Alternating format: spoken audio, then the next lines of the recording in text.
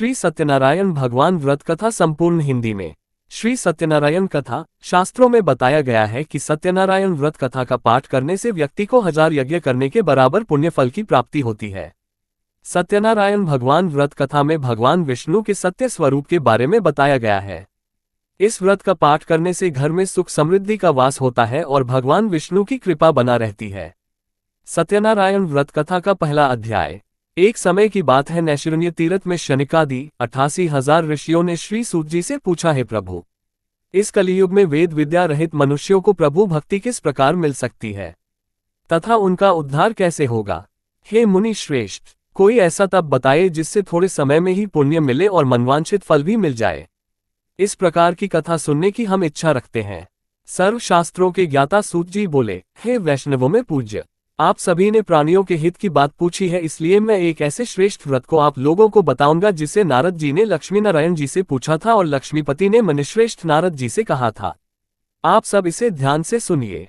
एक समय की बात है, योगीराज नारद जी दूसरों के हित की इच्छा लिए अनेकों लोकों में घूमते हुए मृत्युलोक में आ पहुंचे। यहाँ उन्होंने अनेक योनियों में जन्मे प्रायः सभी मनुष्यों को अपने कर्मों द्वारा अनेकों दुखों से पीड़ित देखा। उनका दुख देख नारद जी सोचने लगे कि कैसा यत्न किया जाए जिसके करने से निश्चित रूप से मानव के दुखों का अंत हो जाए। इसी विचार पर मनन करते हुए वह विष्णुलोक में गए। वहां वह देवों के ईश नारायण की स्तुति करने लगे, जिनके हाथों में शंख, चक्र, गदा और पद्म थे, गले में वरमाला पहने हुए थे। स्तुति करते हुए नारद जी बोले, हे भगवान, आप अत्यंत शक्ति से संपन्न हैं, मन तथा वाणी भी आपको नहीं पा सकती है। आपका आदि, मध्य तथा अंत नहीं है। निर्गुण स्वरूप सृष्टि के कारण भक्तों के दुख को दूर करने वाले हैं, आपको मेरा नमस्कार है। नारद जी की स्तुति सुन विष्णु भगवान बोले, हे मुनिश्रेष्ठ, आपके मन में क्या बात है? आप किस काम के लिए पधारे हैं? उसे निसंकोच कहो। इस पर नारद मुनि बोले कि मृत्युलोक में अनेक योनियों में जन्मे मनुष्य अपने कर्मों के द्वारा अनेकों दुख से दुखी हो रहे हैं। हे नाथ, आप मुझ पर दया रखते हैं तो बताइए कि वो मनुष्य थोड़े प्रयास से ही अपने दुखों से कैसे छुटकारा पा सकते हैं। श्रीहरि बोले, हे नारद, मनुष्यों की भलाई के लिए तुमने बहुत अच्छी बात पूछी है। जिसके करने से मनुष्य मोह से छूट जाता है, वह बात मैं कहता हूं, उसे सुनो। स्वर्गलोक व मृत्युलोक दोनों में एक दुर्लभ उत्तम व्रत है जो पुण्य देने वाला है। आज प्रेमवश होकर मैं उसे तुमसे कहता हूं। श्री सत्यनारायण भगवान का ये व्रत अच्छी तरह विधान पूर्वक करके मनुष्य तुरंत ही यहाँ सुख भोग कर मरने पर मोक्ष पाता है। श्रीहरि के वचन सुन नारद जी बोले कि उस व्रत का फल क्या है और उसका विधान क्या है? यह व्रत किसने किया था? इस व्रत को किस दिन करना चाहिए? सभी कुछ विस्तार से बताएं। नारद की बात सुनकर श्रीहरि बोले, दुख व शोक को दूर करने वाला, ये सभी स्थानों पर विजय दिलाने वाला है। मानव को भक्ति व श्रद्धा के साथ शाम को श्री सत्यनारायण की पूजा धर्म परायण होकर ब्राह्मणों व बंधुओं के साथ करनी चाहिए। भक्ति भाव से ही नैवेद्य, केले का फल, घी, दूध और गेहूं का आटा सवाया लें। गेहूं के स्थान पर साठी का आटा, शक्कर तथा गुड़ लेकर व सभी भक्षण योग्य पदार्थों को मिलाकर भगवान का भोग लगाएं। ब्राह्मणों सहित बंधु बांधवों को भी भोजन कराएं, उसके बाद स्वयं भोजन करें। भजन कीर्तन के साथ भगवान की भक्ति में लीन हो जाएं। इस तरह से सत्यनारायण भगवान का ये व्रत करने पर मनुष्य की सारी इच्छाएं निश्चित रूप से पूरी होती हैं। इस कलिकाल अर्थात कलियुग में मृत्युलोक में मोक्ष का यही एक सरल उपाय बताया गया है। श्री सत्यनारायण व्रत कथा का पहला अध्याय संपूर्ण। बोलिए श्री सत्यनारायण भगवान की जय। सत्यनारायण भगवान की व्रत कथा का दूसरा अध्याय। सूत जी बोले, हे ऋषियों, जिसने पहले समय में इस व्रत को किया था उसका इतिहास कहता हूं, ध्यान से सुनो। सुंदर काशीपुरी नगरी में एक अत्यंत निर्धन ब्राह्मण रहता था। भूख प्यास से परेशान वह धरती पर घूमता रहता था। ब्राह्मणों से प्रेम करने वाले भगवान ने एक दिन ब्राह्मण का वेश धारण कर उसके पास जाकर पूछा, हे विप्र, नित्य दुखी होकर तुम पृथ्वी पर क्यों घूमते हो? दीन ब्राह्मण बोला, मैं निर्धन ब्राह्मण हूँ, भिक्षा के लिए धरती पर घूमता हूँ। हे भगवान, यदि आप इसका कोई उपाय जानते हो तो बताइए। वृद्ध ब्राह्मण कहता है कि सत्यनारायण भगवान मनोवांछित फल देने वाले हैं, इसलिए तुम उनका पूजन करो। इसे करने से मनुष्य सभी दुखों से मुक्त हो जाता है। वृद्ध ब्राह्मण बनकर आए सत्यनारायण भगवान उस निर्धन ब्राह्मण को व्रत का सारा विधान बताकर अंतर्धान हो गए। ब्राह्मण मन ही मन सोचने लगा कि जिस व्रत को वृद्ध ब्राह्मण करने को कह गया है, मैं उसे जरूर करूंगा। ये निश्चय करने के बाद उसे रात में नींद नहीं आई। वह सवेरे उठकर सत्यनारायण भगवान के व्रत का निश्चय कर भिक्षा के लिए चला गया। उस दिन निर्धन ब्राह्मण को भिक्षा में बहुत धन मिला, जिससे उसने बंधु बांधवों के साथ मिलकर श्री सत्यनारायण भगवान का व्रत संपन्न किया। भगवान सत्यनारायण का व्रत संपन्न करने के बाद वह निर्धन ब्राह्मण सभी दुखों से छूट गया और अनेक प्रकार की संपत्तियों से युक्त हो गया। उसी समय से यह ब्राह्मण हर माह इस व्रत को करने लगा। इस तरह से सत्यनारायण भगवान के व्रत को जो मनुष्य करेगा वह सभी प्रकार के पापों से छूटकर मोक्ष को प्राप्त होगा। जो मनुष्य इस व्रत को करेगा वह भी सभी दुखों से मुक्त हो जाएगा। सूत जी बोले कि इस तरह से नारद जी से नारायण जी का कहा हुआ श्री सत्यनारायण व्रत को मैंने तुमसे कहा। हे विप्रो, मैं अब और क्या कहूँ। ऋषि बोले, हे मुनिव, संसार में उस विप्र से सुनकर और किस किस ने इस व्रत को किया, हम सब इस बात को सुनना चाहते हैं। इसके लिए हमारे मन में श्रद्धा का भाव है। सूत जी बोले, हे मुनियों, जिस जिसने इस व्रत को किया है वे सब सुनो। एक समय वही विप्र धन व ऐश्वर्य के अनुसार अपने बंधु बांधवों के साथ इस व्रत को करने को तैयार हुआ। उसी समय एक लकड़ी बेचने वाला बूढ़ा आदमी आया और लकड़ियां बाहर रखकर अंदर ब्राह्मण के घर में गया। प्यास से दुखी वह लकड़हारा उनको व्रत करते देख विप्र को नमस्कार कर पूछने लगा कि आप ये क्या कर रहे हैं। तो उन्होंने बताया कि व्रत कर रहा हूं तथा इसे करने से क्या फल मिलेगा, कृपया मुझे भी बताएं। ब्राह्मण ने कहा कि सब मनोकामनाओं को पूरा करने वाला ये सत्यनारायण भगवान का व्रत है। इनकी कृपा से ही मेरे घर में धन धान्य आदि की वृद्धि हुई है।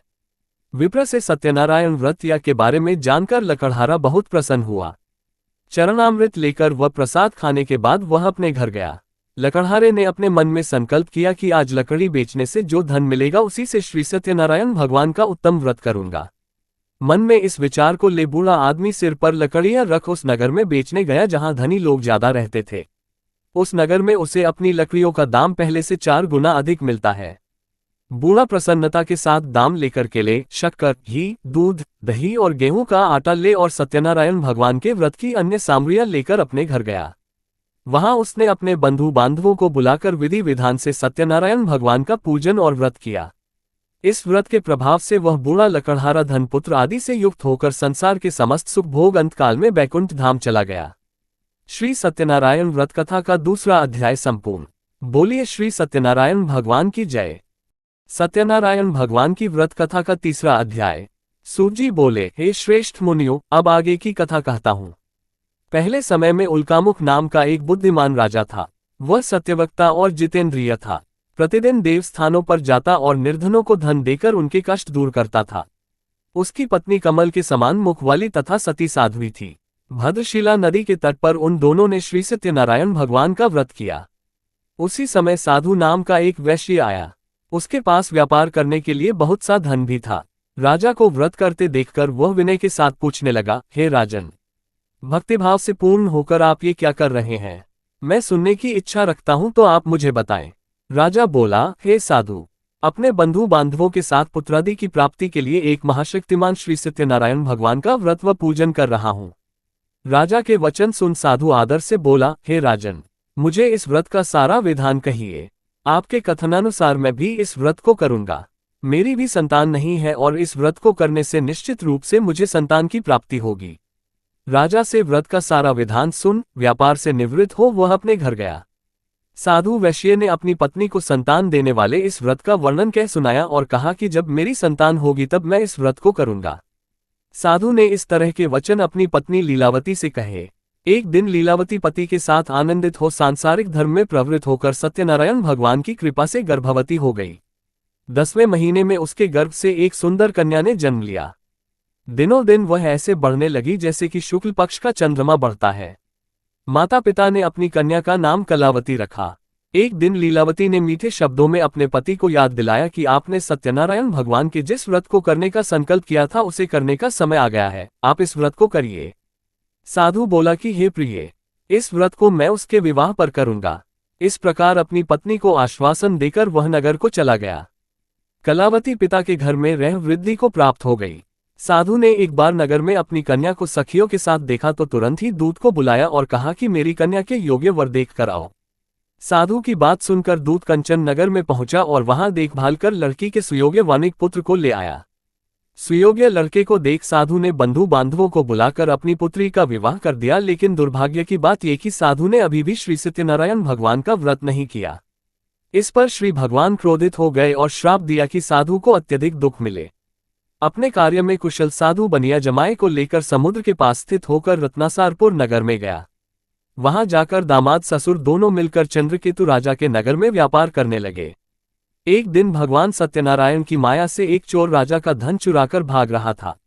उसने राजा के सिपाहियों को अपना पीछा करते देख चुराया हुआ धन वहां रख दिया जहां साधु अपने जमाई के साथ ठहरा हुआ था। राजा के सिपाहियों ने साधु वैश्य के पास राजा का धन पड़ा देखा तो वह ससुर जमाई दोनों को बांधकर प्रसन्नता से राजा के पास ले गए और कहा कि उन दोनों चोरों हम पकड़ लाए हैं, आप आगे की कार्यवाही की आज्ञा दें। राजा की आज्ञा से उन दोनों को कठिन कारावास में डाल दिया गया और उनका सारा धन भी उनसे छीन लिया गया। श्री सत्यनारायण भगवान से श्राप से साधु की पत्नी भी बहुत दुखी हुई। घर में जो धन रखा था उसे चोर चुरा ले गए। शारीरिक तथा मानसिक पीड़ा व भूख प्यास से अति दुखी हो अन्न की चिंता में कलावती के ब्राह्मण के घर गई। वहां उसने श्री सत्यनारायण भगवान का व्रत होते देखा, फिर कथा भी सुनी। वह प्रसाद ग्रहण कर वह रात को घर वापस आए। माता के कलावती से पूछा कि हे पुत्री, अब तक तुम कहाँ थी? तेरे मन में क्या है? कलावती ने अपनी माता से कहा, हे माता, मैंने एक ब्राह्मण के घर में श्री सत्यनारायण भगवान का व्रत देखा है। कन्या के वचन सुन लीलावती भगवान के पूजन की तैयारी करने लगी। लीलावती ने परिवार व बंधुओं सहित सत्यनारायण भगवान का पूजन किया और उनसे वर मांगा कि मेरे पति तथा जमाई शीघ्र घर आ जाएं। साथ ही यह भी प्रार्थना की कि हम सबका अपराध क्षमा करें। श्री सत्यनारायण भगवान इस व्रत से संतुष्ट हो गए और राजा चंद्रकेतु को सपने में दर्शन दे कहा कि हे राजन, तुम उन दोनों वैश्यों को छोड़ दो और तुमने उनका जो धन लिया है उसे वापस कर दो।